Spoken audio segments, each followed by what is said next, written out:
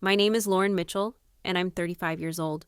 4 months ago, I stood in the boardroom of Mitchell Manufacturing Company, watching my younger brother, Connor, present the quarterly financial report to our board of directors and extended family shareholders. He looked confident and polished in his expensive suit, every inch the successful CEO that our family believed him to be. What he didn't know was that I had spent the past 3 months working with forensic accountants and attorneys to audit every transaction he had made over the past 5 years.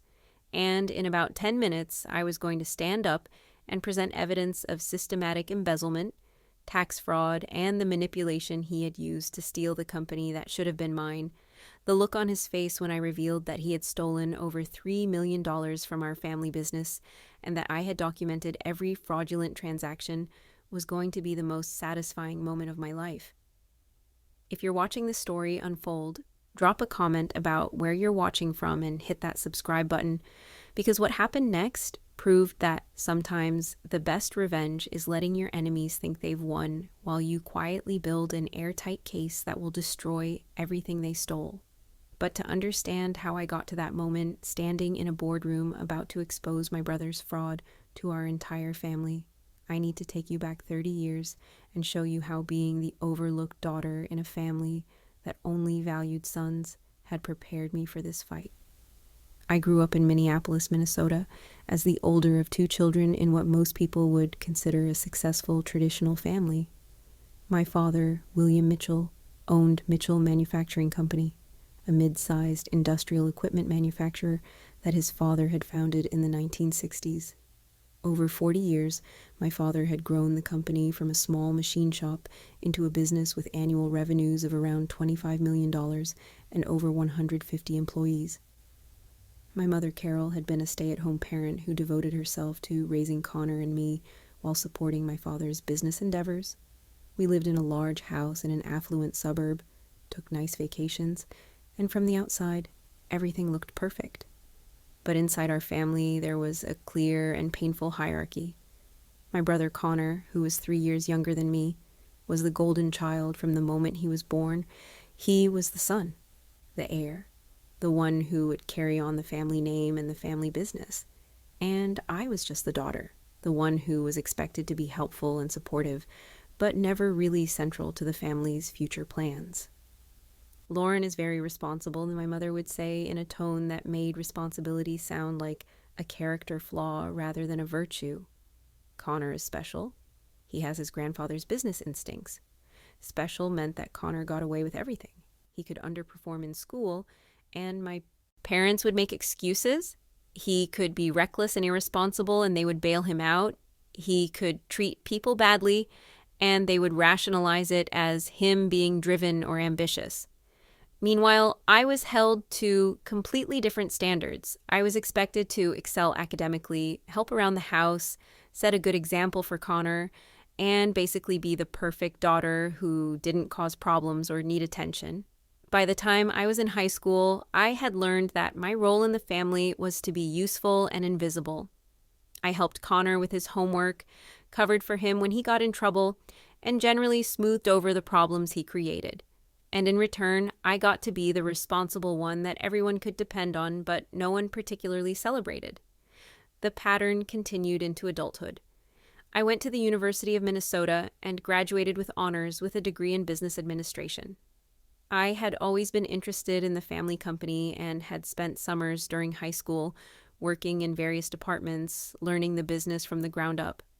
Connor went to a prestigious private college that my parents paid for completely, partied his way through 4 years, and graduated with mediocre grades and a degree in communications that he never really used.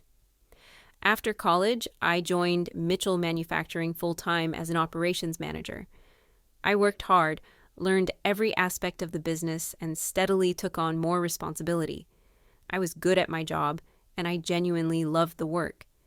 The employees respected me, the clients trusted me, and I was effective at solving problems and improving efficiency. Connor also joined the company after college, but in a very different capacity. My father created a position for him as Vice President of Business Development, a role with an impressive title but vague responsibilities. Connor spent most of his time taking clients to expensive lunches, playing golf, and generally acting like an executive without doing much actual work. But my father saw Connor's schmoozing and networking as valuable business skills. "Your brother knows how to build relationships," Dad would tell me. "That's what business is really about." What my father didn't see or chose not to see was that I was the one actually running the operations that made those client relationships valuable. I was the one ensuring that we delivered quality products on time, that our costs were controlled, that our employees were trained and motivated. Connor was the face of the company at social events, but I was the backbone of its actual functioning. The disparity in how we were treated and valued became even more obvious as we got older. Connor was featured prominently in company materials and introduced to clients as the future of Mitchell Manufacturing. I was introduced as William's daughter who helps out with operations, as if my role was a hobby rather than a crucial function of the business. My father's will, which he had drawn up, about 10 years before his passing, reflected this favoritism in painful detail. He had told me about it during a conversation that I remembered with crystal clarity. "Lauren, I need to talk to you about estate planning," he had said, during one of our weekly dinners at my parents' house. Connor, as usual, had been too busy to attend. "Of course, Dad," I replied, though I had a sinking feeling about where this conversation was going. "I've structured my will to divide my assets in a way that I believe is fair and appropriate," he explained. "Connor will inherit controlling interest in Mitchell Manufacturing, 60% of the company shares. You'll inherit 20%. Your mother will retain 20% for her lifetime, and those shares will be divided between you and Connor after she passes." I felt like I had been punched in the stomach. "Dad, I've been working at the company for over a decade. I run the operations. Connor barely shows up half the time. Why would he get controlling interest?" "Because Connor is going to be CEO," my father replied, as if this was obvious. "He's been groomed for that role since he was young. You're excellent at operations, Lauren, and I value your contribution. But Connor has the vision and the leadership qualities needed to run the company." "What vision?" I demanded, my frustration finally breaking through. "What has Connor ever done to demonstrate that he can run this company? I'm the one who understands how it works, who has relationships with the employees, who actually knows what we do." "Connor has other strengths," my father said firmly, "and he's my son. It's appropriate for him to inherit control of the family business. You'll still have a significant stake and a secure position in the company. That should be enough." The message was clear. Being the daughter meant I would always be secondary, no matter how hard I worked or how competent I was. Connor would inherit control simply by virtue of being male and being the favorite. I should have fought harder against this arrangement. I should have insisted on equal treatment or at least recognition of my actual contributions to the company. But I didn't. I accepted it because I had spent my entire life accepting that Connor was more important, more valued, more worthy of our parents' investment and faith. That conversation happened 10 years before Dad passed, and in those 10 years, the pattern only intensified. Connor's role in the company remained largely ceremonial, while I continued to handle the actual work of running operations. But in family gatherings, in company meetings, in all public contexts, Connor was positioned as the heir, apparent, and future leader. I watched my own contributions be minimized and overlooked while Connor's minimal efforts were celebrated. And I swallowed my resentment because speaking up had never changed anything. Then, 2 years ago, my father's health began to decline. He was 68 and had been dealing with heart problems for several years. His doctors told him he needed to slow down, maybe start thinking about retirement and succession planning. That's when Dad started talking more seriously about transitioning leadership of the company to Connor. He began involving Connor more in strategic decisions, or at least trying to. The problem was that Connor still didn't really understand how the business worked. He was good at talking about growth and expansion, but he had no grasp of our operational capabilities, our financial constraints, or the practical realities of manufacturing. I tried to guide him, tried to help him understand the business well enough to actually run it. But Connor resented any suggestion that he needed my help. In his mind, he was already qualified to be CEO because Dad said he was. You don't need to worry about the big picture stuff, Connor told me dismissively when I tried to discuss our capacity issues. Just focus on keeping operations running smoothly. That's what you're good at. The condescension stung, but I told myself it would be fine. Once Connor was actually CEO and had to make real decisions, he would learn quickly, and I would be there to support the company even if I didn't have the title or the recognition I deserved. But then Dad's health took a dramatic turn for the worse. His heart condition deteriorated rapidly, and about 18 months ago, he was hospitalized with severe complications.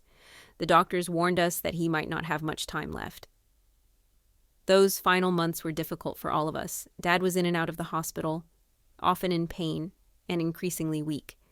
Mom was devastated, barely able to function through her grief, and Connor and I were trying to keep the company running while dealing with the reality that we were losing our father. I spent as much time as I could at the hospital, sitting with Dad, talking to his doctors, helping Mom navigate the medical decisions. Connor visited too, but less frequently. He always had important business meetings or client obligations that kept him away.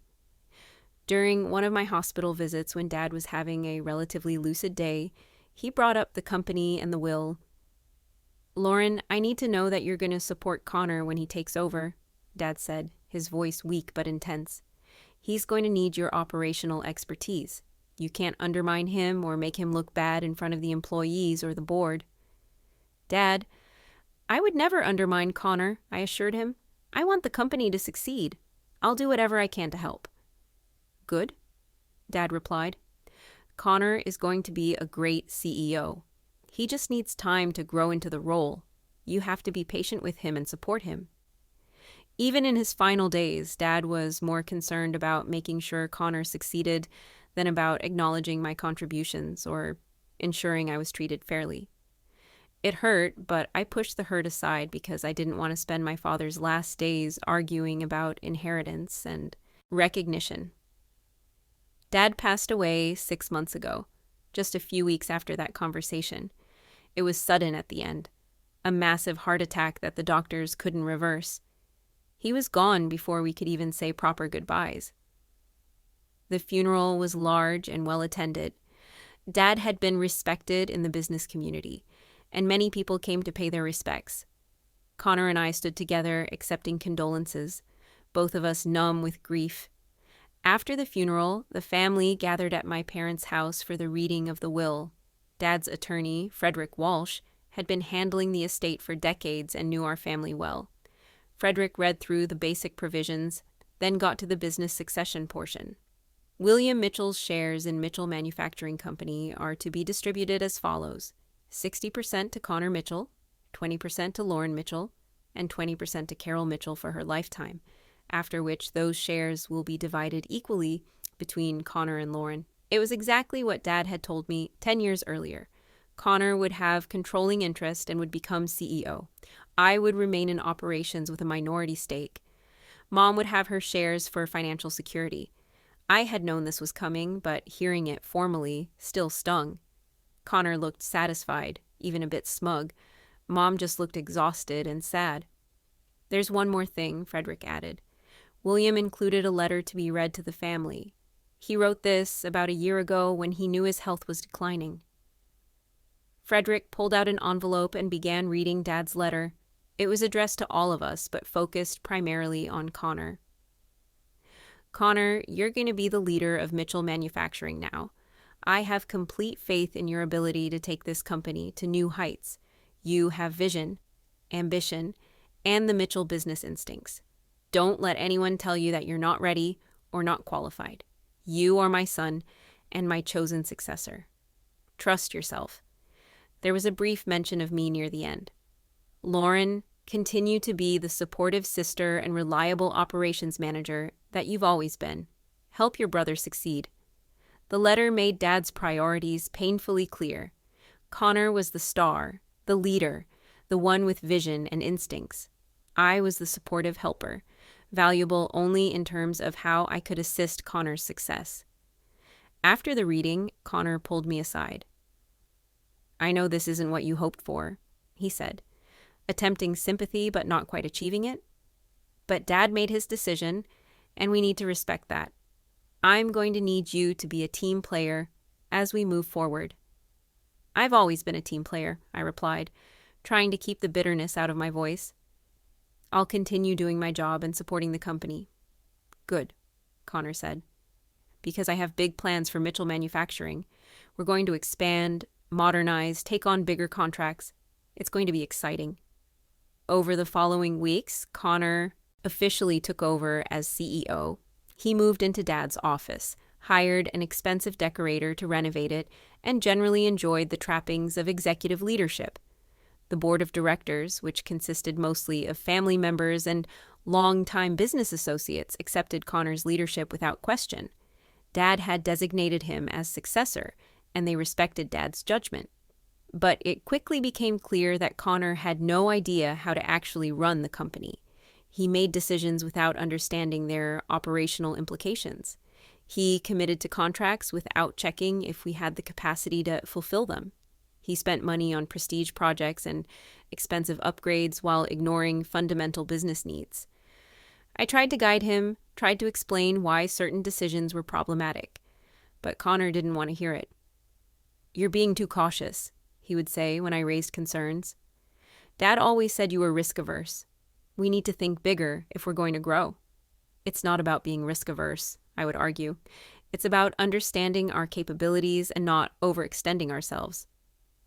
"Just handle the operations side," Connor would reply dismissively.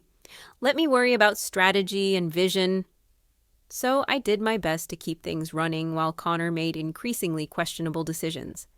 I worked long hours trying to compensate for his mistakes, smoothing over problems with clients, managing the employees' growing concerns, and generally holding the company together while Connor played CEO. But the situation was getting worse. Company finances were becoming strained. We were missing deadlines on contracts. Employee morale was declining. And Connor seemed oblivious to all of it, more focused on the appearance of success than on the actual health of the business. Then, about 4 months after Dad's passing, something happened that changed everything. Mom called me one evening, her voice shaking. "Lauren, I need to talk to you about something important. Can you come over tomorrow?" I drove to my parents' house, the house that now just belonged to Mom, the next morning. She looked tired and stressed, older than she had seemed even a few weeks earlier. "What's going on, Mom?" I asked. She pulled out some papers from her desk. "Connor came to me last week with papers about the company and the estate. He said that Dad had wanted to make some changes to how things were structured, but didn't get a chance before he passed. He said Frederick Walsh had drawn up documents to reflect Dad's actual wishes." My stomach tightened. "What kind of documents?" "Documents transferring my 20%. "I understand," I said. "I just want to know the truth. If Connor is doing something wrong, he needs to be held accountable." "Then let's get started," Rachel said. Over the next week, Rachel and I developed a plan. As operations manager, I had legitimate access to many of the company's financial records. What I didn't have direct access to, I could request through normal business channels without raising suspicion. The key was to gather everything systematically without alerting Connor that I was investigating him. Rachel brought in a team of forensic accountants who specialized in analyzing complex financial transactions. I provided them with 5 years of financial records, including everything from before Dad passed and everything since Connor took over as CEO. While the forensic accountants worked through the financial data, I also contacted an attorney who specialized in corporate law and fiduciary duty. His name was David Park, and he had a reputation for handling complex business disputes. "Your brother has a fiduciary duty as CEO to act in the best interests of the company and its shareholders," David explained during our first meeting.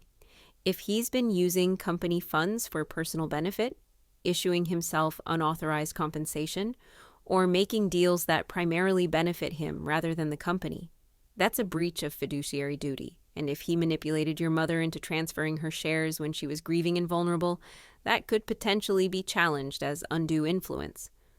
"What would it take to remove him as CEO?" I asked. "With 80% ownership, your brother has significant control," David replied. But if we can prove fraud, embezzlement, or serious breaches of fiduciary duty, the board of directors has a legal obligation to take action, regardless of share ownership.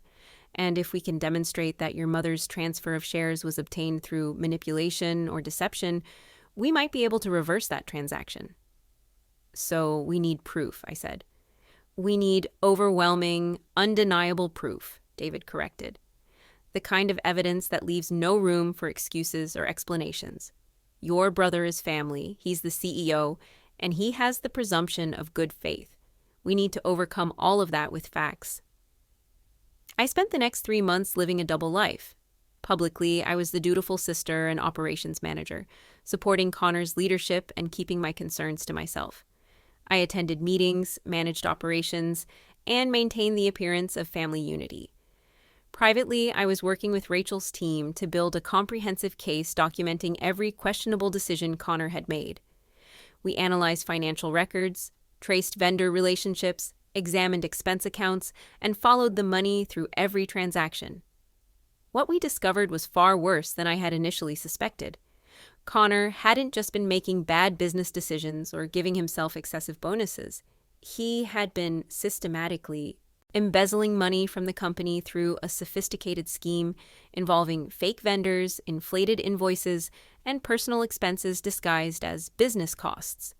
The forensic accountants found that Connor had created several shell companies with names similar to our legitimate vendors. He would approve invoices from these fake companies, have the company pay them, and the money would flow into accounts he controlled. Over 5 years, he had stolen approximately $1.8 million through this scheme alone. But that wasn't all. Connor had also been inflating prices on contracts with real vendors, receiving kickbacks in cash that didn't appear in any official records. The accountants estimated he had received an additional $700,000 through these kickback arrangements. He had issued himself bonuses totaling $500,000 without board approval, claiming they were performance-based compensation that was within his discretionary authority as CEO. He had charged hundreds of thousands of dollars in personal expenses to company credit cards, including luxury vacations, expensive jewelry, high-end electronics, and even mortgage payments on a vacation home he had purchased. In total, Rachel's team documented over $3 million in fraudulent transactions, embezzlement, and misappropriated company funds that Connor had taken over 5 years. This is one of the most clear-cut cases of corporate fraud I've seen, Rachel told me when she presented the final report. Your brother set up a sophisticated embezzlement scheme and used his position as CEO to hide it. The documentation is extensive and irrefutable. But there was more. The forensic accountants had also discovered that Connor had been filing fraudulent tax returns for the company, understating income and overstating expenses to reduce the company's tax liability. This had saved him money in the short term, but had created massive legal exposure for the company with the IRS. The tax fraud alone could result in criminal charges, Rachel explained. Companies can face significant penalties for filing fraudulent returns, and executives who knowingly sign false tax documents can face prosecution. David reviewed all the evidence and gave me his legal assessment. This is prosecutable fraud, he said bluntly. Your brother has committed embezzlement, tax evasion, and breaches of fiduciary duty on a scale that goes far beyond civil liability. If this evidence goes to prosecutors, Connor is looking at potential prison time. What should I do? I asked. That depends on what you want to achieve, David replied.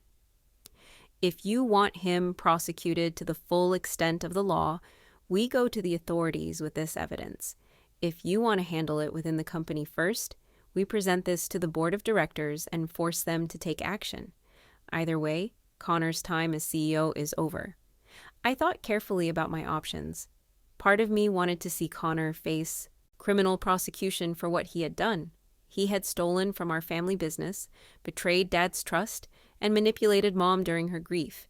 He deserved to be held accountable, but another part of me wanted to handle this in a way that would minimize damage to the company and our family reputation. Criminal prosecution would be public and messy, potentially damaging the company's relationships with clients and vendors. I want to present this to the board first, I decided. Give them a chance to remove Connor and address the fraud internally. If they don't take appropriate action, then we go to the authorities. When do you want to do this? David asked. The company's annual shareholder meeting is in 3 weeks, I replied. The entire board will be there, plus extended family members who hold smaller shares. I want to present the evidence there in front of everyone. I want them all to see exactly what Connor has been doing. David smiled grimly. That will certainly make an impact. Let me prepare a presentation of the evidence that's clear and compelling. Over the next 3 weeks, I continued my charade of being the supportive operations manager, while David and Rachel prepared a devastating presentation of Connor's fraud. We organized the evidence into clear categories: embezzlement through fake vendors, kickback schemes, unauthorized bonuses, personal expenses charged to the company, and tax fraud. Each category was supported by extensive documentation, including bank records, invoices, email trails, and financial analysis. We also prepared a detailed calculation of the total financial damage Connor had caused: $3.2 million in direct theft, plus approximately $1.5 million in potential tax penalties and interest that the company now faced because of his fraudulent returns. The total damage was $4.7 million. Meanwhile, Connor seemed completely oblivious to what was coming.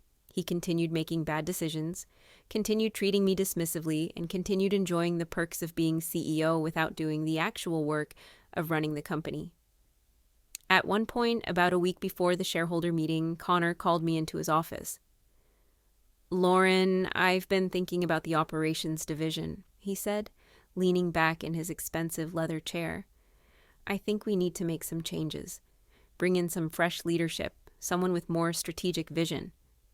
My stomach tightened. "What kind of changes?" "I'm planning to hire an external consultant to evaluate the operations department and make recommendations for restructuring," Connor explained. "It's not a reflection on you personally. I just think we need to modernize our approach." What he was really saying was that he wanted to diminish my role even further, possibly push me out entirely so he wouldn't have to deal with my questions and concerns. "When are you planning to do this?" I asked, keeping my voice neutral. "I'll probably bring it up at the shareholder meeting," Connor replied. "Get the board's input on who to hire as a consultant." I almost laughed. Connor was planning to use the shareholder meeting to further consolidate his power and marginalize me. He had no idea that I was planning to use that same meeting to destroy him. "That's interesting timing," I said carefully. "I'm actually planning to present something at the shareholder meeting too, an analysis of company financial performance over the past year." Connor waved his hand dismissively.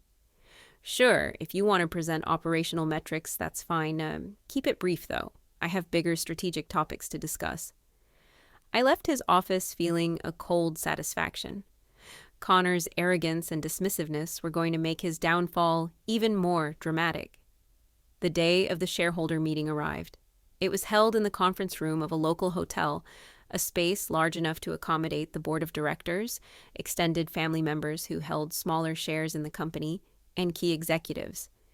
There were about 30 people in total, including Mom, who held no shares anymore but attended as Dad's widow. Connor had prepared an elaborate presentation about his vision for the company's future, complete with ambitious growth projections and expensive slideshow graphics. He looked confident and polished, every inch the successful CEO. I had prepared a very different presentation. The meeting started with standard procedural items: approval of minutes from the last meeting, financial reports, routine business matters. Connor presented his quarterly CEO report, discussing the contracts we had won, the improvements he claimed to have implemented, and his strategic vision for expansion. Several board members asked softball questions, clearly impressed by Connor's presentation style, if not necessarily understanding the substance of what he was saying. Then it was my turn. I was listed on the agenda to present an operational update. I stood up, connected my laptop to the projector, and faced the room. "Thank you for allowing me to present today," I began. "I'm going to discuss something different than what's listed on the agenda. Over the past 3 months, I've been working with forensic accountants and corporate attorneys to audit Mitchell Manufacturing's financial records. What I'm about to show you is evidence of systematic fraud, embezzlement, and financial misconduct by our CEO, Connor Mitchell. The room went completely silent. Connor's face went pale, then red. "Lauren, what are you talking about?" he demanded. "This is completely inappropriate." "Please let me finish," I interrupted calmly. "Board members, you have a fiduciary duty to hear this information. What I'm presenting is documented evidence of criminal activity that has cost this company nearly $5 million. I pulled up the first slide showing the shell company scheme. Over the past 5 years, Connor has created fake vendor companies with names similar to our legitimate suppliers. He approved invoices from these companies, had Mitchell Manufacturing pay them, and the money flowed into accounts he controlled.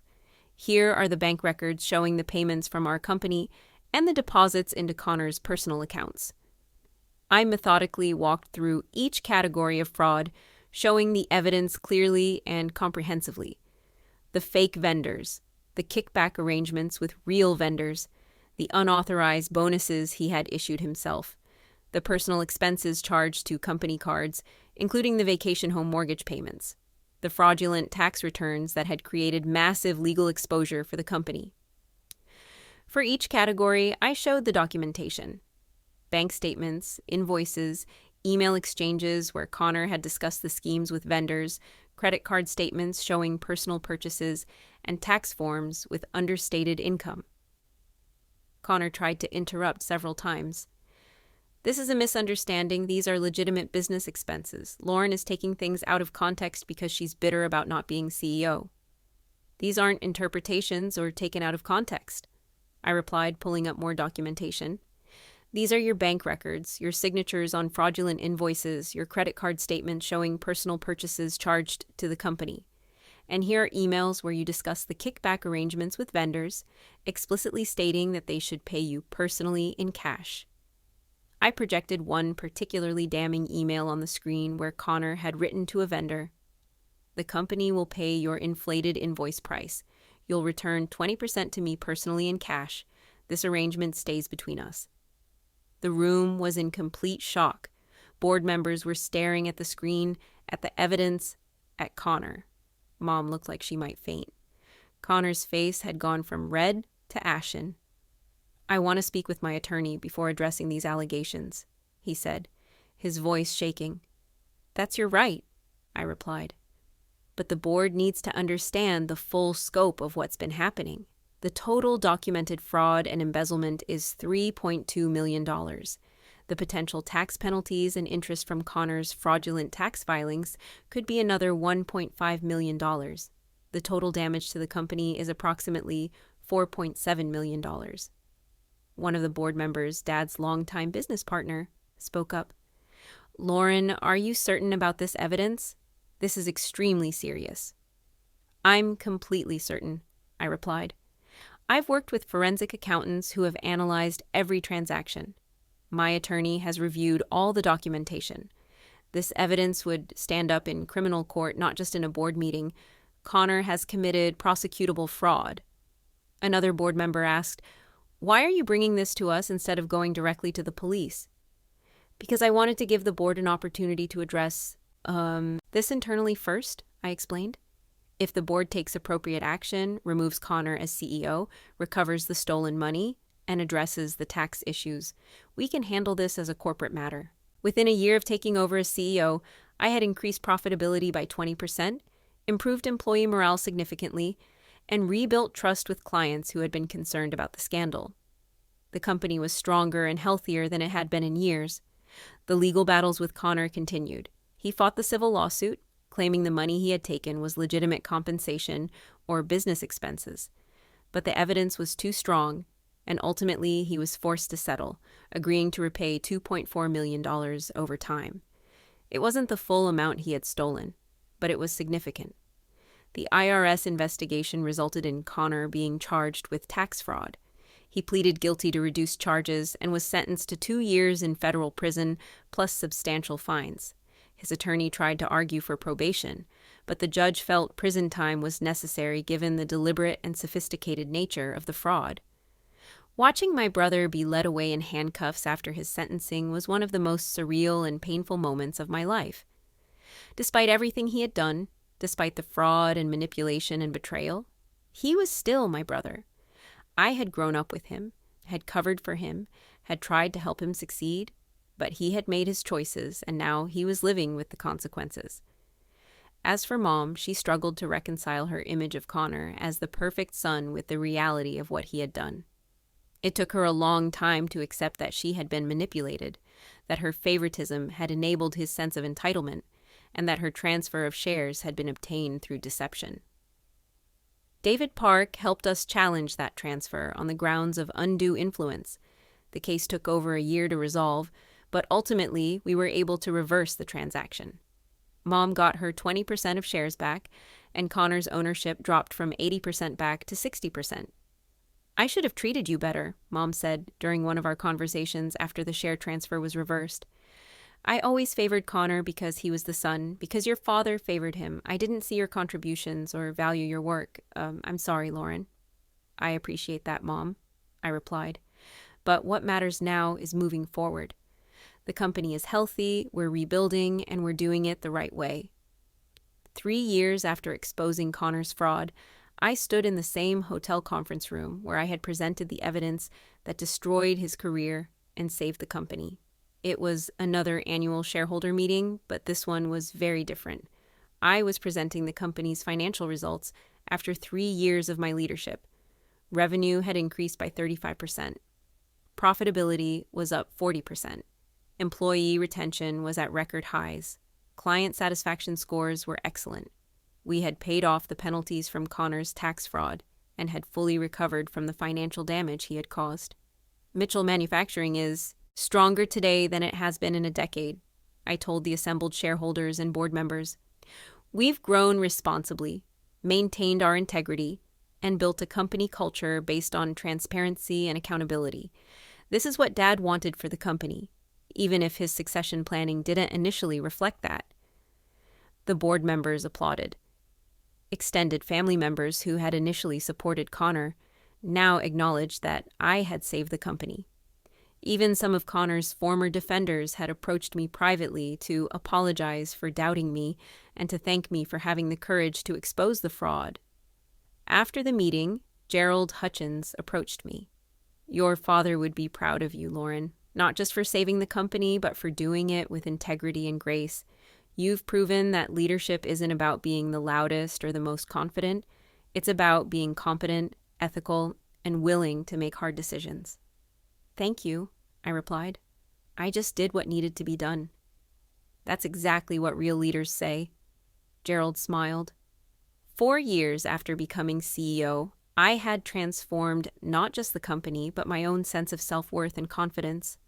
I had spent my entire life being told that I was less important than Connor, that my contributions were valuable only insofar as they supported his success, that being the daughter meant I would always be secondary.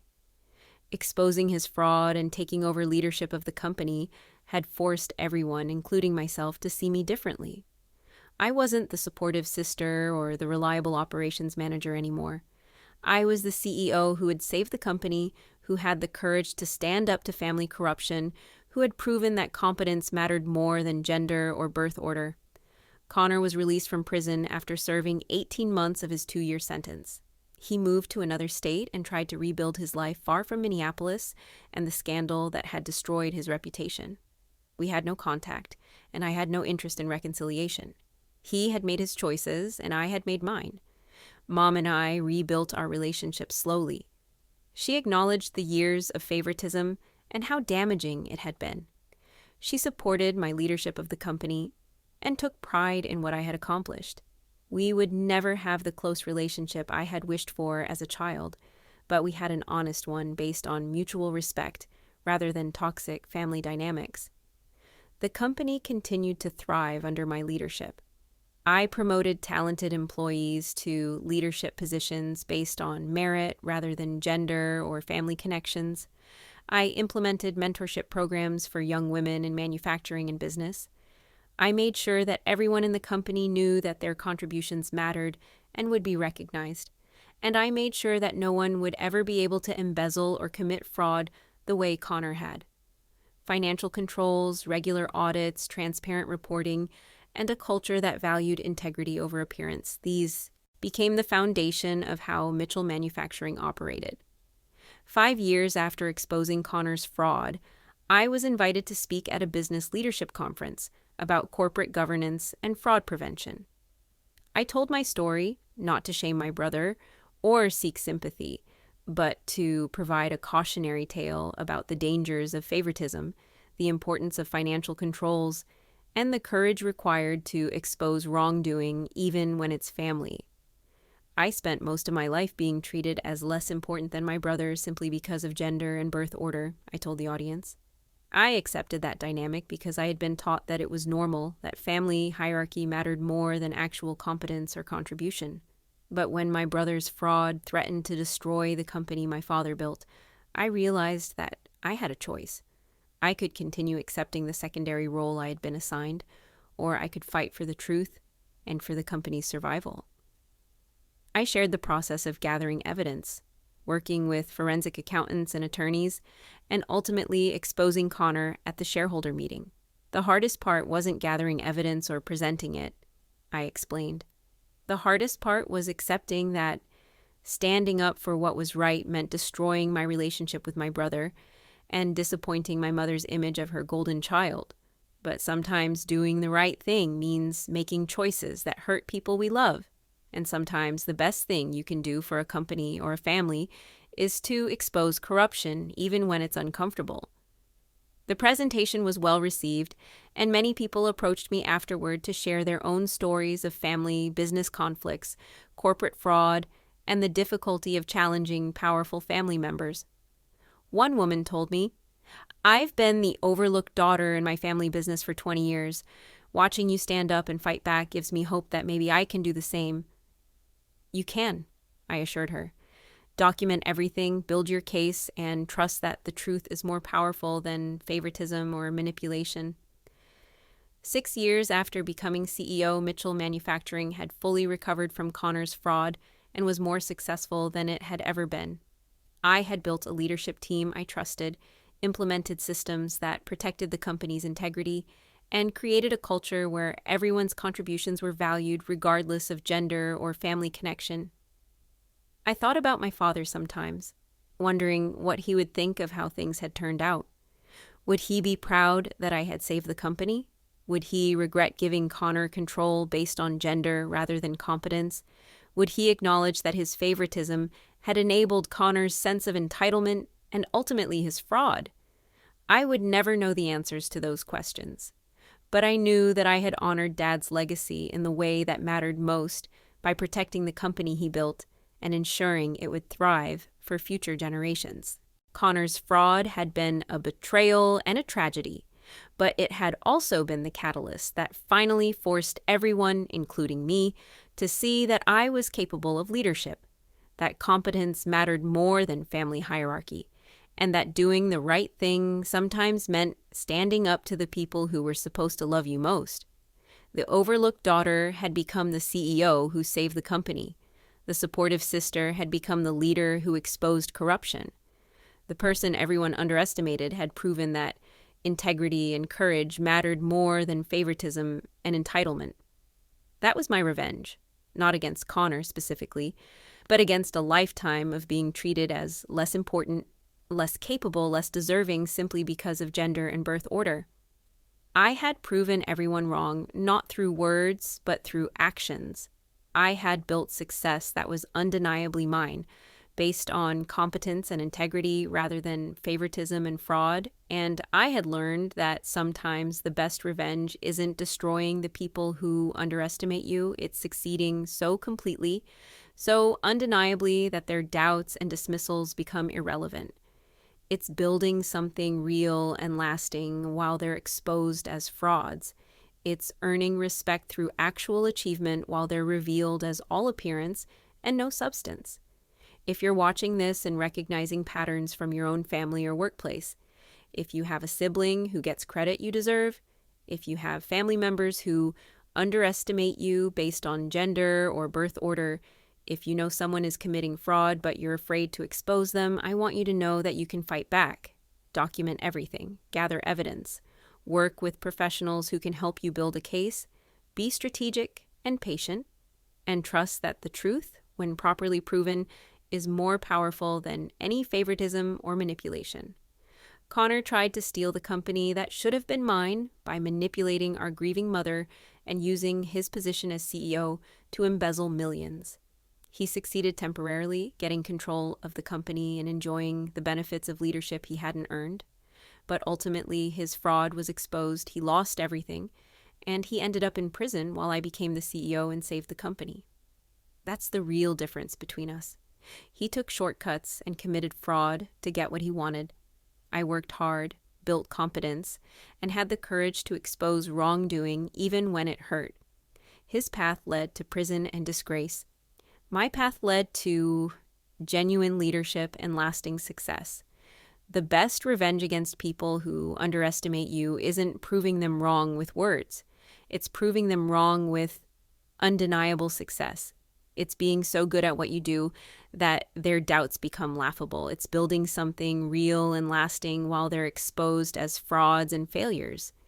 If this story resonated with you, please share it with someone who's been the overlooked sibling, the underestimated daughter, or the family member who's always been treated as less important. Drop a comment about your own experiences with family favoritism or sibling rivalry. And don't forget to subscribe for more stories about standing up for yourself and fighting back against those who underestimate you. Remember, documentation and evidence are more powerful than favoritism and fraud. Your worth isn't determined by your family's hierarchy or who they favor. It's determined by your competence, your integrity, and your courage to stand up for what's right, even when it costs you relationships with people you love. Thank you for listening to my story. I hope it helps someone out there who's dealing with family favoritism, who's watching a less qualified sibling get opportunities they deserve, or who's discovering fraud but is afraid to expose it. It is worth fighting back. Build your case, gather your evidence, and trust that the truth will prevail. It took time, it took courage, and it took strategic thinking, but justice was served. And more importantly, I built a career and a company I can be genuinely proud of, based on my own competence and integrity, rather than on favoritism or fraud. The overlooked daughter became the CEO. The golden child became the convicted fraudster. And the company not only survived, but thrived under leadership that valued substance over appearance, integrity over entitlement, and competence over family hierarchy. That's the real victory, and that's the story I'm proud to tell.